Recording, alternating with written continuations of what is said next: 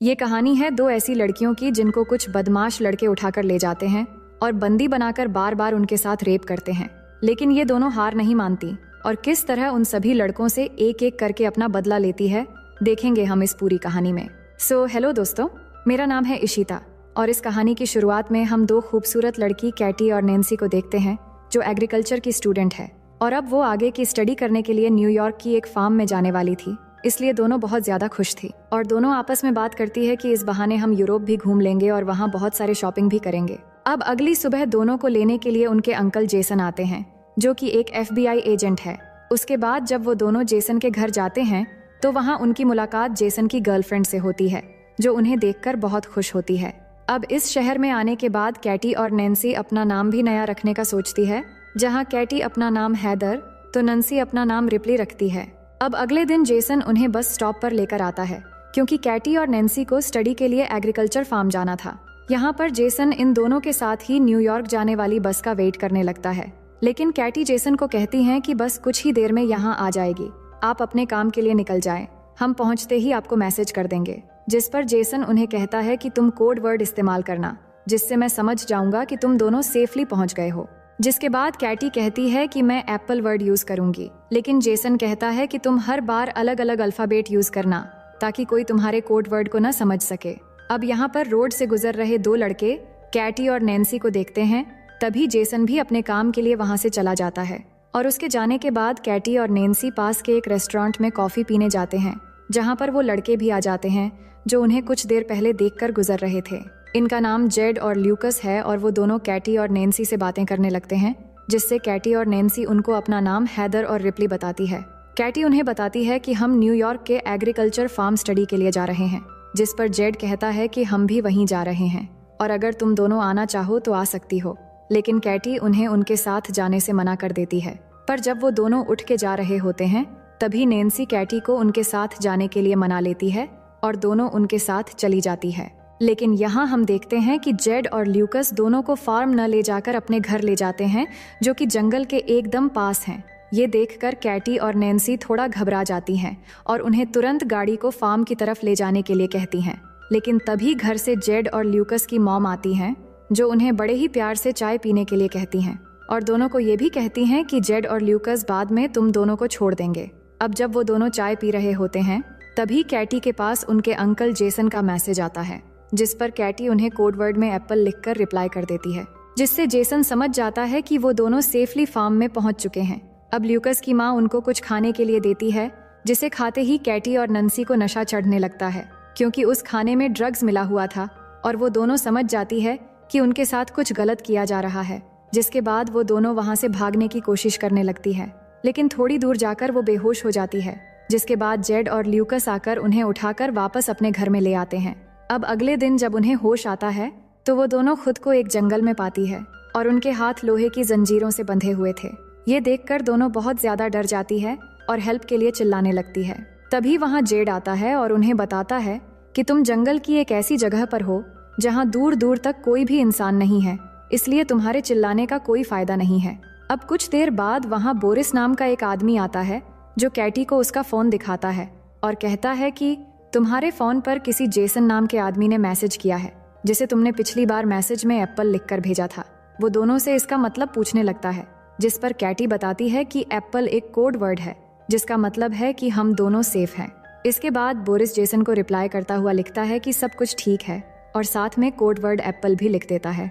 इसके बाद वो लोग कैटी और नैन्सी को उनके सामने ही नहाने के लिए फोर्स करते हैं। तभी शरीफ नाम का एक पुलिस ऑफिसर वहाँ आता है, जिसे देखकर कैटी और नैन्सी उससे मदद मांगने लगती है। लेकिन कुछ देर बाद उन्हें पता चलता है कि वो पुलिस ऑफिसर भी जेड और ल्यूकस से मिला हुआ है और ये देखकर वो दोनों और भी ज्यादा डर जाती है। अब यहाँ कैटी और नैन्सी उन लोगों को समझाने की कोशिश करती है कि प्लीज हमें यहाँ से जाने दो, हम किसी को कुछ नहीं बताएंगे और तुम लोग चाहो तो हम तुम्हें बहुत सारे पैसे भी दे देंगे। लेकिन वो उनकी एक भी बात नहीं सुनते। जिसके बाद हम देखते हैं कि वो पुलिस वाला वायाग्रा की टेबलेट खाता है और अपने लिए कैटी को चूज करता है। इसके बाद हम उस पुलिस ऑफिसर को कैटी के कंटेनर से बाहर आते देखते हैं, जिससे हमें पता लगता है कि उसने कैटी के साथ जबरदस्ती किया है।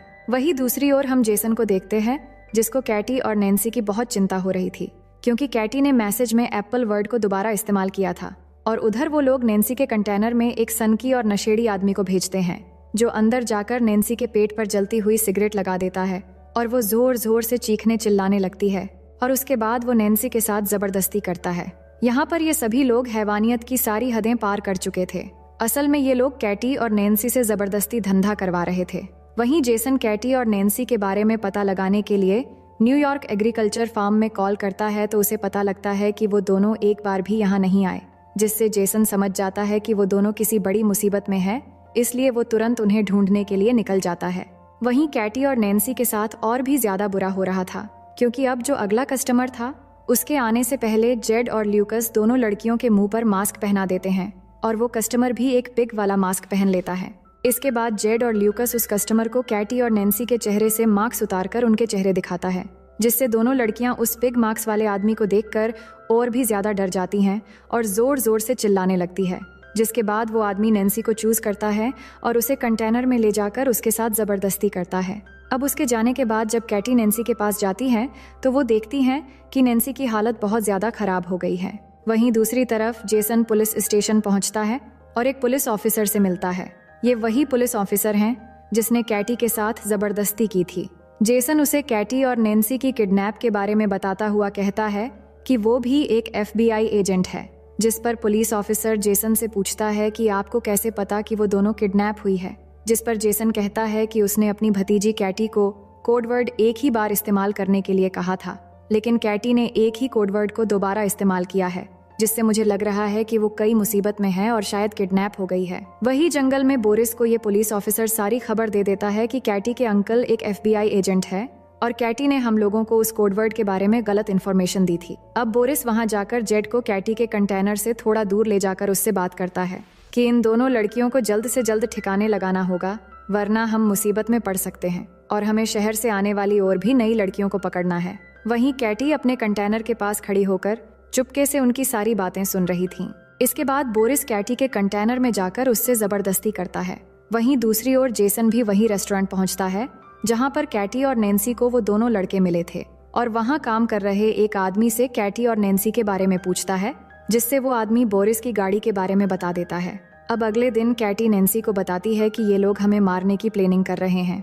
तभी वहां जेड और बोरिस उसी नशेड़ी आदमी को अपने साथ लेकर आते हैं जिसने कैटी के साथ जबरदस्ती की थी और उसको कहते हैं कि हम दोनों जल्द ही वापस आ रहे हैं, तब तक तुम दोनों लड़कियों पर कड़ी नजर रखना ताकि ये कहीं भाग ना जाए। अब उनके वहां से जाते ही कैटी उस नशेड़ी को अपनी ओर अट्रैक्ट करने लगती है और उसे अपने साथ इंटीमेट होने के लिए उकसाती है और ऐसा करते हुए जैसे ही वो उस नशेड़ी के करीब जाती है तो वो उसके गले पर जोर से काट देती है, जिससे उसके गले से खून निकलने लगता है और वहीं पर उस नशेड़ी की मौत हो जाती है। इसके बाद वो दोनों अपनी हथकड़ियां खोलकर वहां पर छुप जाती है और जब वो पुलिस वाला यहाँ पहुंचता है तो वो दोनों चुपके से उसकी गाड़ी लेकर यहाँ से भाग जाती है। इसके बाद ये दोनों एक मॉल में जाती है और बहुत सारे अजीब सामान खरीदती है, जैसे कि हथौड़े, कुल्हाड़ी, टेनिस बॉल और बहुत सारे कीले और बहुत खतरनाक हथियार। इसके बाद वो मॉल की कैशियर के पास जाकर उससे बोरिस के घर का एड्रेस पूछती है, जिस पर वो उन्हें बोरिस का एड्रेस बता देता है। वही जेसन बोरिस के कार इंश्योरेंस कंपनी में पहुंचता है जहां पर उसे बोरिस के घर का पता मिल जाता है। वहीं हम देखते हैं कि बोरिस अपने घर पर म्यूजिक लगाकर एंजॉय कर रहा होता है। तभी वहां कैटी और नैन्सी आ जाती हैं और टेनिस बॉल पर बहुत सारी कीलें लगाकर उसके मुंह पे मारती हैं, जिससे वो बेहोश हो जाता है। उसके बाद जैसे ही उसे होश आता है तो वो खुद को एक टेबल से बंधा हुआ पाता है, लेकिन बोरिस उन्हें खुद को छोड़ने के लिए बहुत पैसों का ऑफर देता है। लेकिन कैटी और नैन्सी को तो सिर्फ अपना बदला चाहिए था। वहीं उनके अंकल जेसन भी बोरिस के घर के बाहर पहुंच गए थे और घर के अंदर कैटी और नैन्सी बोरिस से उस मस्क वाले आदमी का एड्रेस पूछती है, जिससे बोरिस उन्हें एड्रेस बता देता है। इसके बाद वो दोनों उसके पिछवाड़े में कीलों से भरा हुआ एक बेसबॉल घुसा देती है, जिससे वो जोर जोर से चिल्लाने लगता है और ये आवाज सुनकर जेसन जल्दी से घर के अंदर आता है और आकर देखता है बोरिस मरा पड़ा है। तभी उसे घर के पीछे गाड़ी की आवाज सुनाई देती है, लेकिन जब तक वो बाहर जाता है तब तक कैटी और नैन्सी गाड़ी लेकर वहां से निकल चुकी थी।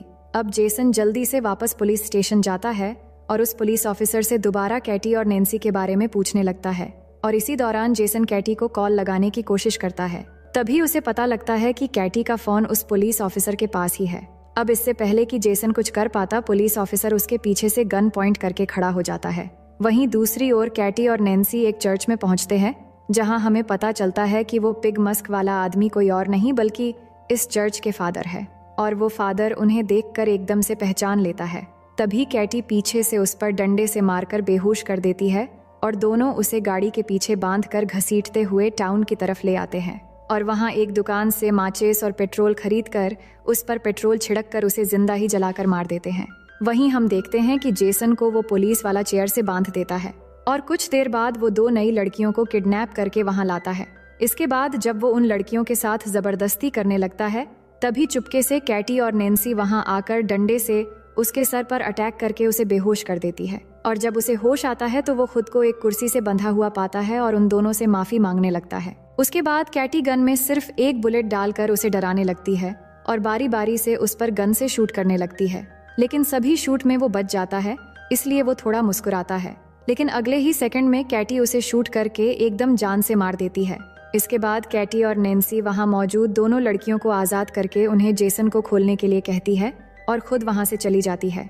जिसके बाद वो लड़कियां जेसन की रस्सी खोल देती हैं और उसे बताती हैं कि उन लड़कियों ने हमें ऐसा करने को कहा है। अब यहाँ पर जेसन को पूरी बात समझ आती है कि वो दोनों लड़कियां कोई और नहीं बल्कि कैटी और नैन्सी हैं। वहीं हम जेड और ल्यूकस की मॉम को देखते हैं जो ड्रिंक कर रही थी। तभी अचानक उसे अजीब सा नशा होने लगता है जिससे वो वहीं पर गिरकर बेहोश हो जाती है। इसके बाद जब उसे होश आता है तो वहाँ कैटी और नैन्सी ने उसको बेसमेंट में एक कुर्सी से बांध रखा था और उन दोनों ने जेड को भी उसके बिल्कुल सामने वहीं पर बांध रखा था। जिसके बाद कैटी और नैन्सी जेड को उसकी मॉम की आंखों के सामने ही डंडे से मारकर नीचे गिरा देती है और फिर दोनों उसे पीटते पीटते एकदम उसकी जान ले लेते हैं, जिससे उसकी मॉम जोर जोर से रोने लगती है। जिसके बाद वो उसकी मॉम को ल्यूकस के पास लेकर जाती है जहां वो ल्यूकस के हाथ में एक डंडा देकर उसकी ही मॉम को मारने के लिए कहती हैं और उसे धमकाती हैं कि अगर तुमने ऐसा नहीं किया तो हम तुम्हें गोली मार देंगे।